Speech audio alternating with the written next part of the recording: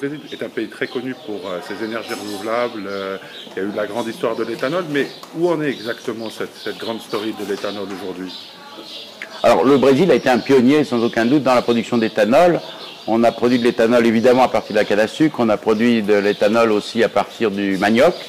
On a produit vraiment des choses fantastiques à un moment où la première crise pétrolière. Le Brésil a été le premier à adapter des voitures, à trouver des voitures aujourd'hui flex, dans lesquelles on peut mettre aussi bien de l'essence que de l'éthanol, qu'on peut mélanger d'ailleurs sans difficulté. Donc la technologie a accompagné.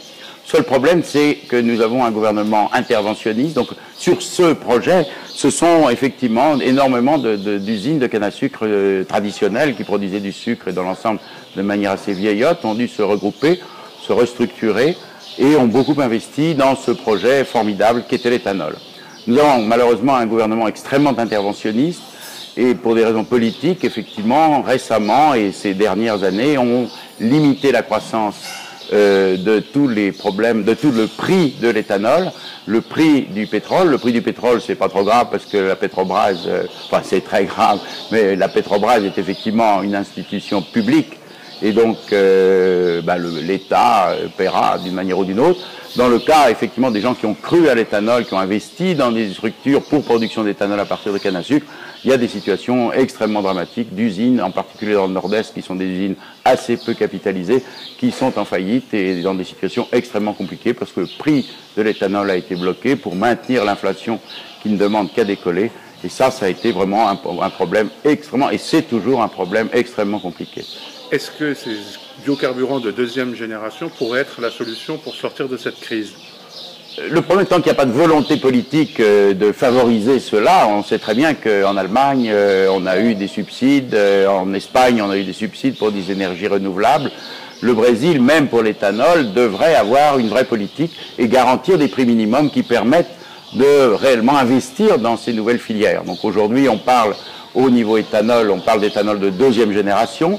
Donc c'est fait à partir des sous-produits, en particulier de la bagasse de canne, qui sont les sous-produits de l'industrie de la canne à sucre. Et en particulier, la société Syngenta est investie dans ce projet en collaboration avec les différentes sociétés importantes de canne à sucre. Il y a bien entendu cette troisième génération qui est en train d'arriver, qui est une génération très originale, puisque c'est à partir des microalgues. Dont on va non pas partir sur l'huile, mais partir sur la partie sucre, et à partir de ces sucres générer de l'éthanol, et grâce à la fixation de CO2, qui est un aliment pour finir pour une partie de ces algues, les usinères, les grandes usines productrices de canne à sucre pourraient réinjecter le CO2 qui serait consommé par cette production d'huile vers cette production d'alcool. Et vous-même, vous avez des projets dans ce domaine? Alors, ce qui est intéressant, c'est que j'ai été contacté par un projet, par l'Université fédérale de la Paraïbe, qui a un centre de biotechnologie extrêmement bien organisé, en partie, et ce projet est fait en particulier avec un partenariat aussi avec des producteurs d'éthanol qui aimeraient essayer de savoir un peu comment faire et où aller. Donc nous avons été invités là récemment à participer à un décollage d'un projet de ce genre qui peut être effectivement quelque chose de très intéressant. Avec quelle algue?